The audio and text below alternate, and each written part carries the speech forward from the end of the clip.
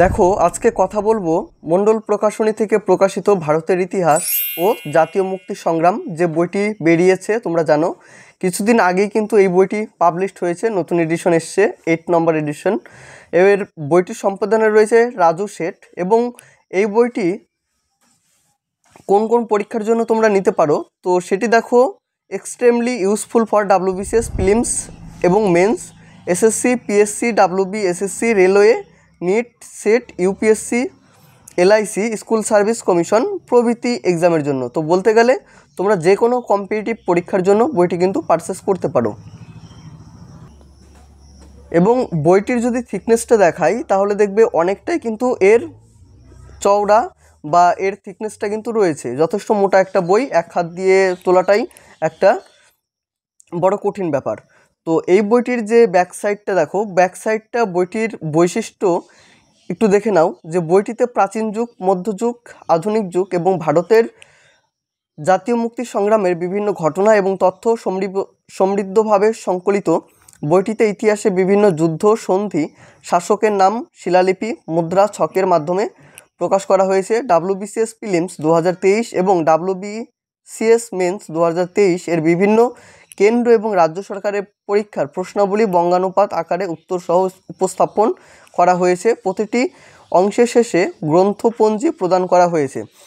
বইটির যদি থিকনেস বলি সেই হিসাবে বইটির প্রাইস রয়েছে 749 টাকা, 745। কেউ যদি এই বইটা পারচেস করতে চাও সেক্ষেত্রে তোমরা স্ক্রিনে দেওয়া নাম্বারে যোগাযোগ করো, তোমরা কিন্তু সেখানে বইটা পেয়ে যাবে।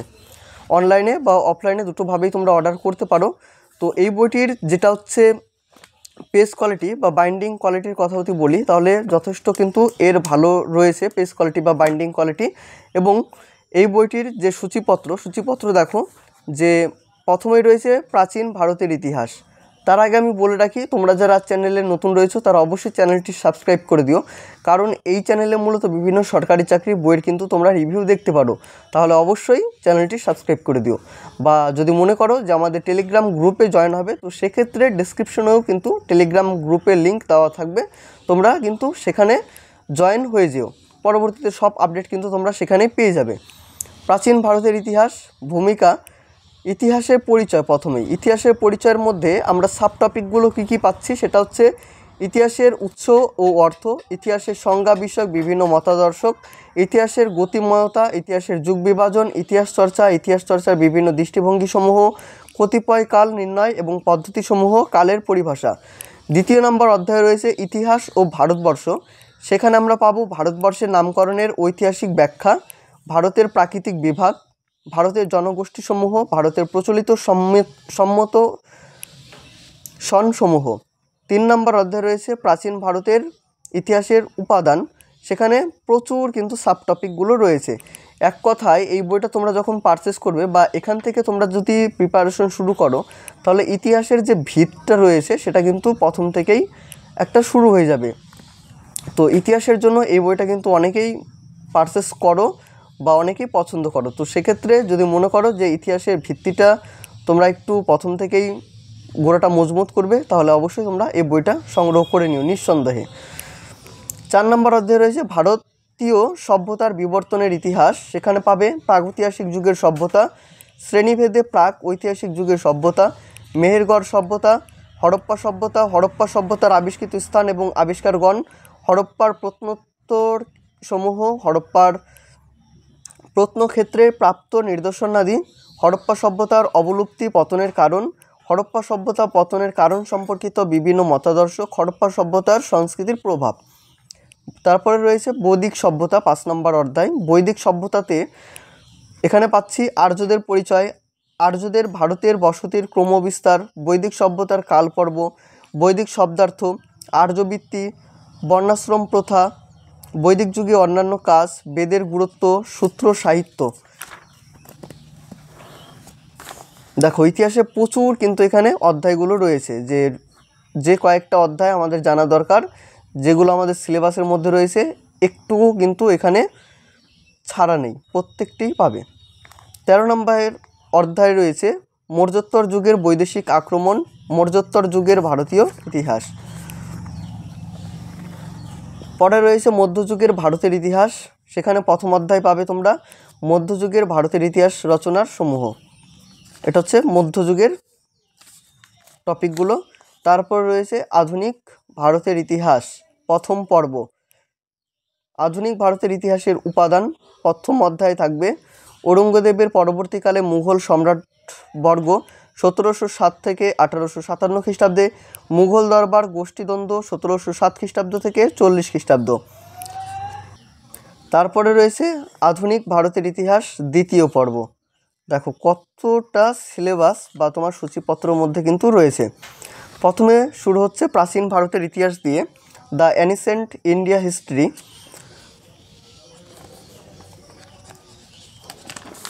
প্রাচীন ভারতের ইতিহাস ভূমিকা থেকে দেখো প্রথমেই ইন্টারাকশন, মানুষের জীবনে স্মৃতির যে স্থান, জাতির জীবনে ইতিহাস সেই স্থান।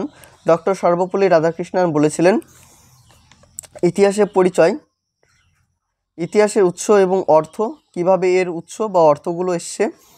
বাংলা শব্দ ইতিহাস, এখানে কিছু প্যারাগ্রাফ টাইপের তোমরা পাচ্ছ। এটা হচ্ছে প্রাচীন ভারতের কিন্তু ইতিহাস।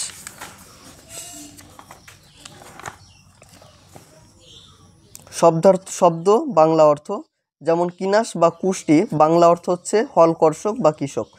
কুল বাংলা অর্থ কি? পরিবার। যেমন এই প্রশ্নগুলো কিন্তু তোমরা দেখতে পেয়ে থাকো যে প্রিভিয়াস ইয়ারটা তোমরা যখন ফলো করো, যেমন কুল মানে কি বোঝানো হয়েছে, ঠিক একইভাবে প্রাচীন ভারতের ইতিহাস এটা শুরু। এবং এটা তো ডেসক্রিপটিভ বই অবশ্যই, তার সাথে সাথে যে শর্ট লাইনার বা ওয়ান লাইনার যেটা রয়েছে সেটা কিন্তু তোমরা পাবে। যেমন দেখো এখানে শর্ট হিসাবে রয়েছে, ওয়ান লাইনার হিসাবে, যেমন বৈদ্য সাহিত্য থেকে গোশালার দুজন পূর্বসূরি পুরাণ কাশ্যপ ও পাকুধা কার্যয়নের নাম জানা যায়। অনেকের মতে নন্দবৎস ও নন্দবচ্চ কিংস কিচ্ছ ছিলেন আজীবিক গুরু। এক নজরে পার্শ্বনাথ, যেমন পার্শ্বনাথের নাম, পার্শ্বনাথের পরেশনাথ 23তম তীর্থঙ্কর। জন্মকাল কোথায় হয়েছিল, জন্মস্থান, পিতার নাম, মাতার নাম, স্ত্রীর নাম, সন্ন্যাস গ্রহণের সময়কাল, তপশ্চার্য পূরণের দিন, প্রবর্তিত ধর্মের মূল মন্ত্র, মৃত্যুস্থান, মৃত্যুকালের বয়স। তারপরে রয়েছে ওয়ান লাইনার, যেমন পার্শ্বনাথ মহাবীর জন্মের 250 বছর পূর্বে জীবিত ছিলেন, তিনি জৈন ধর্মের প্রথম ইতিহাসের চরিত্র।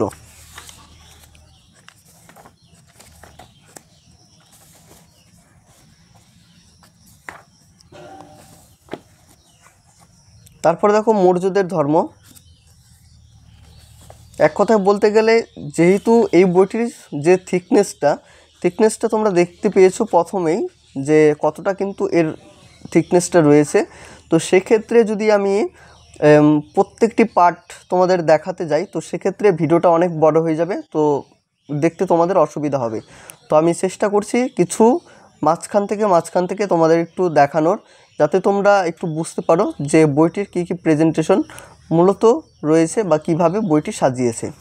দেখো অধ্যায় শেষে থাকছে বিগত বছরের পরীক্ষায় আগত প্রশ্নসমূহ, যেটা আমরা দেখতে পেয়েছিলাম WBCS প্রিলিমস 2020 সালে যে সমস্ত প্রশ্নগুলো এসেছিলো। যেমন দেখো রাজতরঙ্গিনী এর রচয়িতা কে? আদি ঋগ্বৈদিক যুগে কোন দুটি প্রতিনিধিমূলক সমাবেশে নাম পাওয়া যায়? বোগাসকই গুরুত্বপূর্ণ কারণ। WBCS প্রিলিমস এক্সাম 2021 সালে এসেছিলো, 2022 সালে পরীক্ষায় এসেছিলো।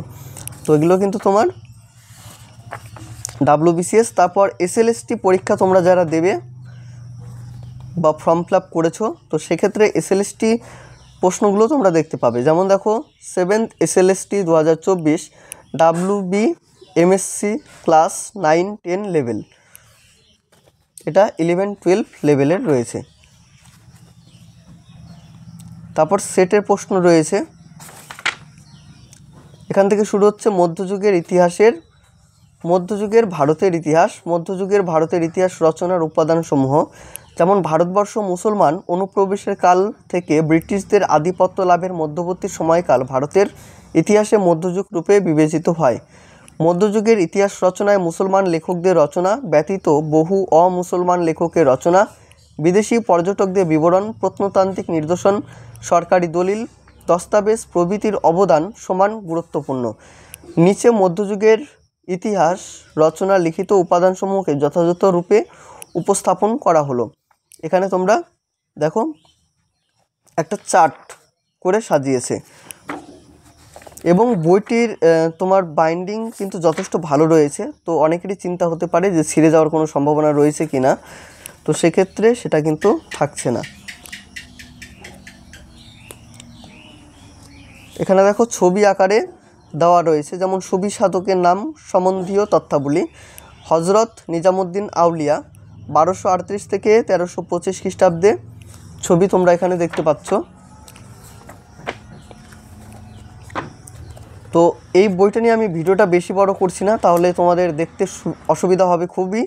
তো যদি মনে করো যে আরও কিছু দেখার আছে বইটি, তো সেক্ষেত্রে অবশ্যই তোমরা কমেন্ট করে জানিও। তো পরবর্তীকালে হয়তো আরেকবার আমি ভিডিও করে দেখিয়ে দেবো তোমাদের, কোনো যদি প্রশ্ন থেকে থাকে। তাহলে আমি এখানেই শেষ করছি, দেখা হচ্ছে অন্য কোনো ভিডিওতে। ততক্ষণ পর্যন্ত সকলে অনেক ভালো থেকো, সুস্থ থেকো এবং ভিডিওটিতে একটা লাইক করে দিও, একটা কমেন্ট করে দিও এবং যদি ভালো লেগে থাকে তাহলে অবশ্যই বন্ধুদের সাথে শেয়ার করে দিও।